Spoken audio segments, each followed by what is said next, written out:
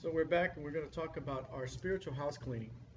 Before we can welcome our new, profound walk with Jesus Christ, to restore us to spiritual wellness, we will probably have to change and engage in some emotional spiritual house cleaning.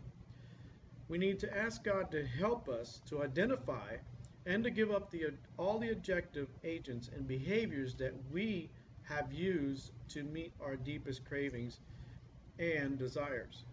We need to be willing to give up alcohol, drugs, sex, and other addictive behavior that has acquired over all of the years. And also, we need to be prepared to give up anything that controls us over which we have no power.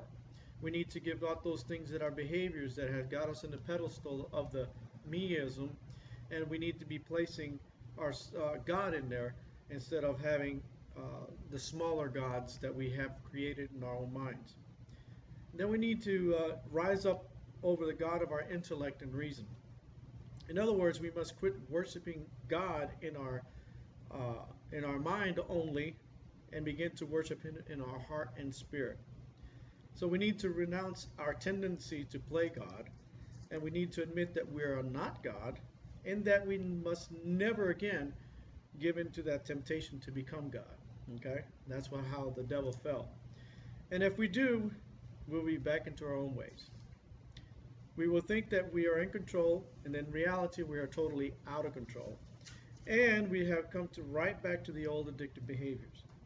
So we need to renounce that everything that is putting other people, humans, animals, whatever, anything that goes before God, in the role of God, out. The God of Jesus Christ is the only source of strength that we need to be having healing, and we must never put anyone or any program or anything above Him. Okay? The 12-step recovery, overcomers ministry that we have here is very helpful, but it is only intended to point the way to God, to the Lord Jesus Christ, instead of away from Him. Okay? And it's not to take the place of the Bible. Don't study just the guide and not really study your word and get closer to Him. Okay? The most important thing, I never, ever, ever tell anybody, put this book first before God, or put this book before church, or put this book or before anybody. It is a guide to help you in that process to become overcomer. Okay? Not only do we need to get rid of ourselves of these false gods in our life, but we must also overcome, and we're at page 26 at the second paragraph, that we must overcome old sources of bitterness and anger towards Him. Okay? So, we may have identified God or blamed Him for an abusive parent. Okay? We may have negative experiences with the church or some of the ministers in the church. Our experience with the church may have been really bad. Okay? It may have caused us to blame God for what happened in that church or in that ministry or with that clergy or with that minister. Okay?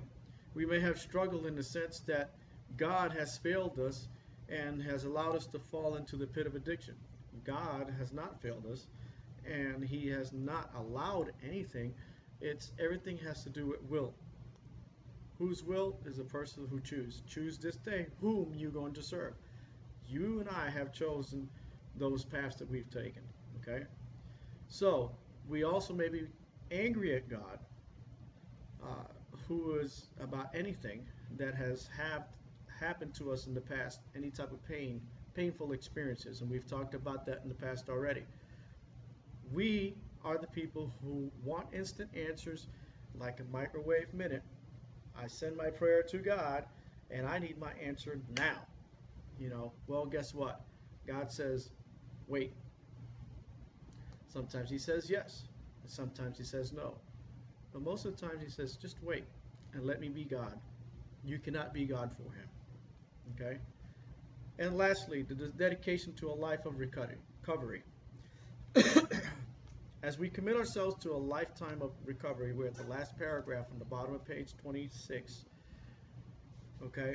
We're starting to point out that maybe teaching or instruction literature that we may receive, anything like that, that teaching and literature may be a valuable contribution to our opening up to our spiritual door, and that is healing and overcoming could take that place. Okay? So, but if we really want to overcome, Okay? We need to break down those barriers, guys. Break down everything that is controlling you and holding you back from becoming a true overcomer.